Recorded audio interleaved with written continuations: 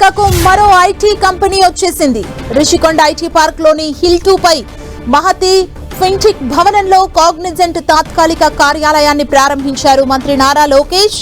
ఆయనతో పాటుగా MP Shri Bharat, MLA Ganta Srinivasarao పాల్గొన్నారు. కాగ్నిజెంట్ కి సంబంధించి కాపులుపాడలో 22.19 ఎకరాల భూమి కేటాయించగా 1583 కోట్ల రూపాయల పెట్టుబడితో ఏఐ టెక్నాలజీ సెంటర్ ని అభివృద్ధి చేయనున్నారు. ఈ ప్రాజెక్టు ద్వారా 8,000 మందికి ఉద్యోగ అవకాశాలు లభించనున్నాయి. 2029 నాటికి ఈ అత్యాధునిక క్యాంపస్ పూర్తి స్థాయిలో అందుబాటులోకి రానుంది. కాగ్నిజెంట్ తో పాటు రిషికొండ హిల్ 2 పై శ్రీటెక్ తమ్మిన ఏఐ టెక్నాలజీ సెంటర్ ఏర్పాటుకు సన్నాహాలు జరుగుతున్నాయి. దీని ద్వారా 2,000 మందికి ఉపాధి లభించనుంది.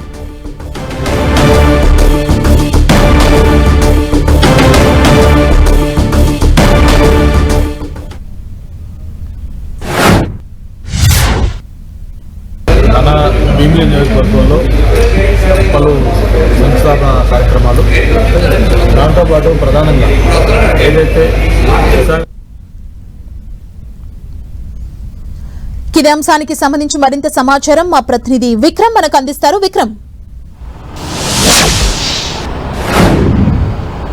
విశాఖను ఐటీ హబ్గా మారుస్తామని ప్రభుత్వాలు ప్రకటన చేస్తున్నప్పటికీ కూడా ఎట్టకేలకు ఈరోజు సాకారమైంది. విశాఖ ఐటీ రంగంలో ఈరోజు సరికొత్త జోష్ నెలకొంది. ఒకే రోజు దాదాపు 9 ఐటీ కంపెనీలకు మంత్రి నారా లోకేష్ కొద్దిసేపటి క్రితం భూమి పూజ చేయడం జరిగింది. అంతేకాకుండా ప్రపంచంలో ఐటీ మీటి దిగ్గజ సంస్థ అయినటువంటి కాగ్నిజెంట్కి సంబంధించి కూడా తాత్కాలిక భవనాన్ని రిషికొండ ఐటీ సెజ్లో నారా లోకేష్తో పాటు కూడా స్థానికంగా ఉన్నటువంటి ప్రజాప్రతినిధులు, అదేవిధంగా కాగ్నిజెంట్కి చెందినటువంటి ప్రతినిధుల సమక్షంలో ఈరోజు కొద్దిసేపటి క్రితం ప్రారంభించడం జరిగింది. అంతేకాకుండా కాగ్నిజెంట్ శాశ్వత భవన నిర్మాణానికి సంబంధించి కూడా ముఖ్యమంత్రి చంద్రబాబు నాయుడు కాసేపట్లో భూమి పూజను చేయబోతూ ఉన్నారు. ఒకే రోజు 9 కంపెనీలకు సంబంధించి భూమి పూజ చేస్తుండడం పట్ల ఒక ఐటీ రంగంలో విశాఖకు ఒక కీలకమైన మలుపుగా కూడా అంతా భావిస్తూ ఉన్నారు.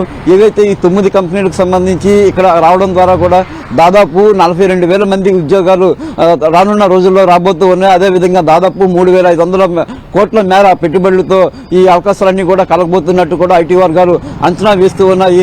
అంతేకాకుండా ఈ కాగ్నిజెంట్తో పాటుగా కొద్ది రోజుల క్రితమే తాము విశాఖపట్నంలో క్యాంపస్ ఏర్పాటు చేస్తామని ప్రకటన చేసిన వెంటనే కూడా తాత్కాలిక భవనంలో ఇక్కడ ఆపరేషన్స్ స్టార్ట్ చేయడము, అదేవిధంగా శాశ్వత నిర్మాణానికి సంబంధించి కూడా భూమి పూజ చేస్తుండడం పట్ల ఐటీ రంగంలో ఒకసారిగా కూడా పెద్ద ఎత్తున ఆనందోత్సవాలు వెల్లువిరుస్తూ ఉన్నాయి. మరోవైపు చూస్తుంటే కనుక రాబోయే రోజుల్లోనే టీసీఎస్, సెంచరీ వంటి కంపెనీలు కూడా ఈ ప్రాంతంలో వస్తున్నట్టు ప్రభుత్వం చెప్తున్న నేపథ్యంలో ఐటీ రంగంతో పాటుగా కూడా ఉద్యోగ వర్గాల్లోనూ విద్యార్థుల్లో కూడా ఒక రకమైన ఉత్సాహం అయితే నెలకొంది. మరోవైపు నారా లోకేష్ ఈ కంపెనీలన్నింటికీ కూడా ఇప్పటికే భూమి పూజ చేయడం, అదేవిధంగా తాత్కాలిక కంపెనీలు చేయడానికి సంబంధించి కూడా ఈ రంగాల్లో ఐటీ సంస్థలతో పాటు కూడా ఐటీలో డేటా సెంటర్లు, అదేవిధంగా మరికొన్ని కార్యకలాపాలు ఏఐ సంబంధించిన సంస్థలు, అదేవిధంగా మరికొన్ని ఆపరేషన్స్ చేసే సంస్థలన్నీ కూడా దాదాపు ఈ 9 సంస్థలు ఉన్నట్టు ప్రభుత్వం ప్రకటించింది.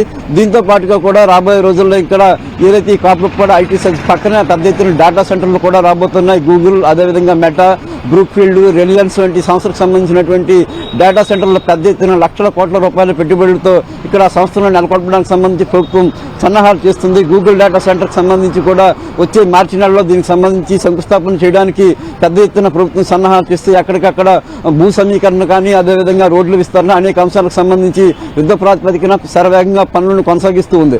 మరోవైపు కాసేపట్లోనే ముఖ్యమంత్రి చంద్రబాబు కూడా విశాఖపట్నం చేరుకోబోతూ ఉన్నారు. ఆయన విశాఖపట్నంలో ఉన్నటువంటి కాగ్నిజెంట్ శాశ్వత భవనానికి సంబంధించి కాపులపాడలో ప్రభుత్వం కొంత భూమిని కేటాయించడం జరిగింది. ఆ భూమిలో శాశ్వత నిర్మాణానికి సంబంధించి భూమి పూజ చేయనున్నారు. ఆ తర్వాత కూడా విశాఖపట్నంలో సంబంధించి కూడా ముఖ్యమంత్రి చంద్రబాబు కీలక సమావేశాన్ని నిర్వహిస్తున్నారు. Visakha economic region authority development సంబంధించి కూడా సంస్థను ఏర్పాటు చేసి దాని మీద సమీక్ష చేయబోతూ ఉన్నారు. దాదాపు కూడా ఈ విశాఖ ఎకనామిక్ రీజియన్కి సంబంధించి 20,000 ఎకరాల భూమి అవసరం ఉంటుందని చెప్పి ప్రభుత్వం ఇప్పటికే అంచనాలు వేసింది.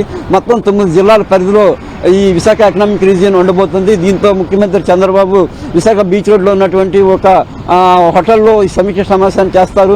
దీనికి సంబంధించి 9 జిల్లాల కలెక్టర్లు, అదేవిధంగా స్థానికంగా ఉన్నటువంటి ప్రజాప్రతినిధులు, విఎంఆర్డీఏ, జీవీఎంసీ అధికారులు, అన్ని వివిధ ప్రభుత్వ శాఖలకు చెందినటువంటి అధికారులంతా కూడా హాజరు కాబోతూ ఉన్నారు. 20,000 ఎకరాలకు సంబంధించి కూడా ఇప్పటికే ప్రభుత్వం వివిధ సంస్థలతో సిఐ సదస్సులను అంతకుముందు సదస్సు జరగడానికి ముందు సదస్సు జరిగిన తర్వాత కూడా చాలా ఒప్పందాలు చేసుకుంది. ఈ ఒప్పందాలన్నీ కూడా గ్రౌండ్ లెవెల్లో అంటే గ్రౌండింగ్ అవడానికి సంబంధించి ఏ విధంగా ముందుకు వెళ్ళాలి, ఏ కంపెనీలకు ఎక్కడెక్కడ ఎంతెంత భూమిని అందజేయాలి, వాళ్ళకి సంబంధించి భూమిని గ్రౌండింగ్ చేయడానికి సంబంధించి అధికారుల సమన్వయంతో ఏ విధంగా పనిచేయాలి, విశాఖపట్నానికి సంబంధించి ఈ రీజియన్ ఉత్తరాంధ్ర జిల్లాలో అదేవిధంగా కోనసీమ, కాకినాడ, తూర్పుగోదావరి జిల్లాల పరిధిలో సంబంధించి కూడా పెద్ద ఎత్తున పరిశ్రమలు రాబోతున్నాయి. ఫార్మా రంగం, అదేవిధంగా ఇన్ఫ్రా రంగం సంబంధించి, ఐటీ సంబంధించి, అదేవిధంగా ఏదైతే గ్రీన్ ఎనర్జీకి సంబంధించి ఇలాగ వివిధ రంగాలకు చెందినటువంటి పెట్టుబడులు వస్తున్న నేపథ్యంలో ఒకే ప్రాంతంలో అన్ని కంపెనీలు ఉండే విధంగా కాకుండా వివిధ ప్రాంతాల్లో ఎక్కడికక్కడ వివిధ కంపెనీలు ఏర్పాటు చేసేలా ప్రభుత్వం ప్రణాళిక సిద్ధం చేసింది. అందుకు సంబంధించి కూడా ముఖ్యమంత్రి చంద్రబాబు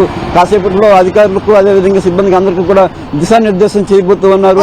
ఈ 20,000 ఎకరాలకు సంబంధించి కూడా భూసేకరణకు సంబంధించి ఏ విధంగా చర్యలు చేపట్టాలి, ఎక్కడైనా సరే సమస్యలు తలెత్తితే ఏ విధంగా ముందుకు వెళ్ళాలి, ప్రభుత్వ భూమి ఎంత ఉంది, జిరాయితీ భూమి ఎంత ఉంది, ఒకవేళ ఎక్కడైనా సరే సమస్యలు ఉంటే వాటిని పరిష్కారానికి సంబంధించి ఏ విధంగా ముందుకు వెళ్ళాలనే దాని మీద కూడా రెవెన్యూ అధికారులకు చంద్రబాబు సూచనలు మార్గదర్శకం చేయబోతూ ఉన్నారు. ప్రభుత్వం చాలా ప్రతిష్టాత్మకంగా కూడా ఈ ఎకనామిక్ రీజియన్ని తీసుకుంటోంది.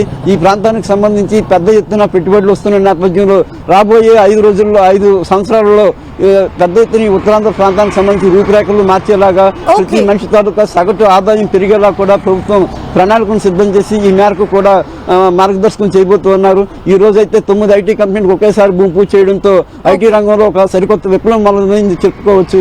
సుమ. Thank you Vikram.